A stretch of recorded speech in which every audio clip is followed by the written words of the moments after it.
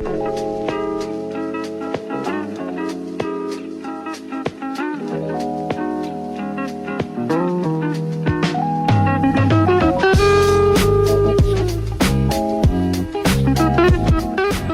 here.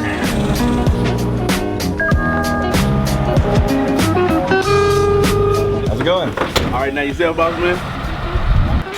That's your copy.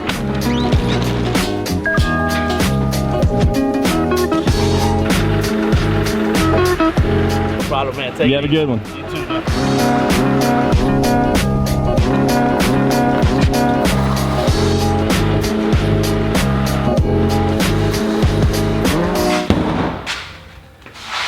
That's a Scotch. It was a Scotch. Something different now. I'll get Daniel, we'll talk about the difference. Started life as a single malt coming out of Scotland. Things happened along the way. Legally, they had to happen. Yeah. What do you think of the new arrival? Yeah, it's a beautiful tote that's 90% empty. It's just because that's what we ordered. Well, They didn't shortchange us. the community decided, the whiskey tribe decided, hey, we want to get some single malt Scotch. Right. We want the Crowded Barrel to source it. We want you guys to bring it in, and then we gave them some options, and they voted. What did they choose? The tribe voted on Royal Brockla, which is a really great Highland malt. You can get the 12-year-old in the stores pretty easily, sometimes the 16. And so we ended up with 2 barrels of Royal Brockla. But we didn't actually end up with 2 barrels because legally it can't leave Scotland unless it's in a bottle or a tote, and single malt can't leave at all without not being single malt anymore. It can't be single malt anymore. So Yeah. this is hilarious. I didn't know anything about this process until we imported the Scotch, until we sourced the Scotch, and come to find out there's this thing called teaspooning. Yeah. What is teaspooning? Because they had to teaspoon our whiskey. What happens is first they dump the barrels into a tote. Yeah. So they're no longer in the barrel, but then it can't be single malt. So how do you create a non-single malt in Scotland? You add some other malt, right? In Scotland, it would be called blended malt. But in this practice, it's called teaspooning, and it's where they actually take a teaspoon of another malt whiskey and dump it into the tote. So now you have a mix of 2 different malts, and now it's no longer single malt Scotch. Right. It's whiskey that originally came from Scotland, Legally. that is blended, but we can't even say Scotch. What? Legally, we can't call it Scotch because it's not Scotch, because here it is, and it's not in a bottle. Legally, we can call it a product of Scotland, and according to American law, it is a malt whiskey. I would sort of like to know what it tastes like compared to the Royal Brockla 12 we can actually get here. Right. It's gone through so many hands. It's been so much time traveling. We want to do a little sample, a little AB with the Royal Brockla we can get in bottles and make sure that this didn't get replaced by brown water maybe. So it's really way down there. If I fall in, just leave me. Come hell or high water, Daniel Whittington will find a hole. Yeah. Let's try a little cast strength just for Yeah, shits and let's try for giggles. cash drink first. It smells really good. Fruity and honey and... Put this back on. Yeah. Oh man.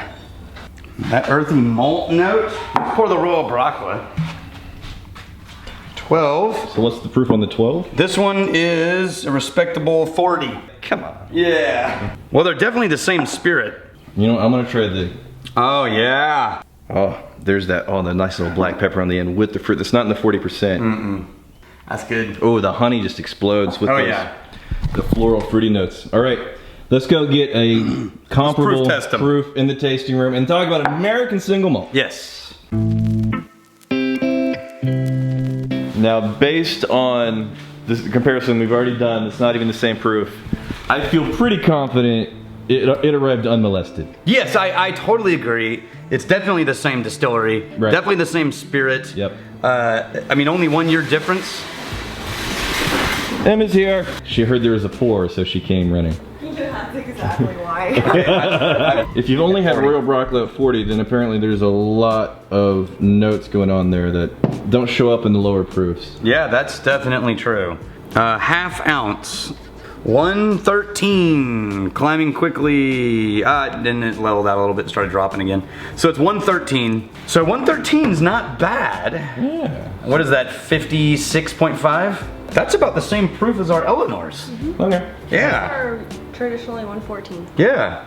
Questions about American single malt as we proof this down. Single malt laws in America, it's not the same as single malt in Scotland or Ireland. What are the laws here about how to get a single malt whiskey categorization? Single malt whiskey in America follows mostly the same rules that bourbon follows. So they sort of just shoved malt whiskey into the same category with bourbon. So it requires new oak, just like bourbon does or rye does, right?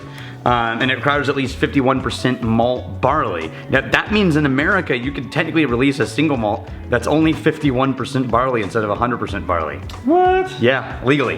What? It's a malt whiskey. Okay. Right? Now, that doesn't meet the definition of single malt anywhere else in the world, really. But, I mean, well, except the countries that don't have laws. That also means that you can't use used oak, because otherwise it becomes either just generic whiskey with no qualifier, or whiskey distilled from a malt mash. So, of all of the American single malts that we know of, are a lot of them doing like the 51% single malt? It turns out, because whiskey makers are artists and artistes and perfectionists, most of the distilleries in the US who are making malt whiskey are trying to follow the guidelines of the malt whiskey that they know and love from Scotland and Ireland. So all your famous ones, Westland, Colcagan, Andalusia, Balcones, for example, they're using all 100% barley. What are the chances of us getting some single malt clarity, some single malt rules and regulations that actually help us in the US deliver some amazing single malts with some flexibility in the making process?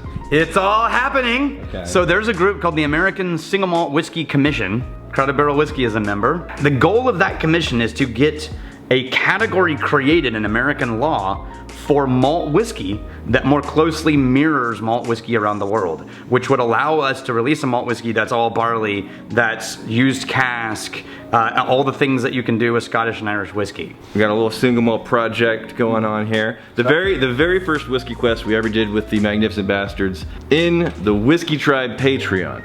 And they voted on, it was a single malt, they wanted to make a single malt. They voted on the malt, we gave them some malt options. They voted on Maris Otter. Maris Otter. Yeah, what else? And then we had to decide what to do with it. Did we want to do peated or not? And they voted yes, and 50% peated Maris Otter malt. As Irish peat. We used Irish peat. We worked with Andalusia Whiskey Company down here in Blanco, Texas. They, for us, peated half of the Maris Otter barley. We did an episode about that process. We'll link it somewhere up here. So then we chose the yeast, and then they voted on the cuts. Did we want to go really wide, high, and low? Do we want to go narrow, narrow, wide, high, wide, low? And they voted on that. And they ended up letting us go wide enough that we got down into the tails to keep the smoke element in the spirit. All these processes are long. Like getting the Scotch was so long, getting enough to fill our very first barrel of single malt, so long, but also takes longer when you're using my first easy bake still. right. It's the easy bake oven of stills. Yeah, it basically runs off of a light bulb. But we finally have enough. We're filling the barrel. So how do you celebrate a first fill of a barrel? We're gonna invite all of the employees and the volunteers that help us out at Crowded Barrel. Okay. Yeah, all right, let's do Friday. We're gonna bring the A game at the party. Yeah, we'll see you there Friday. Friday. Don't miss it.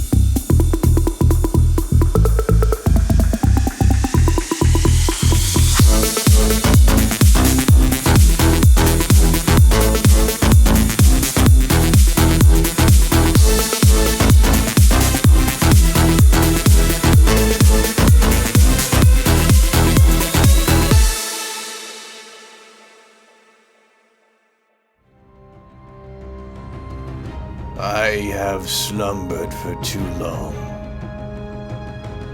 The heretics have grown complacent, indulgent.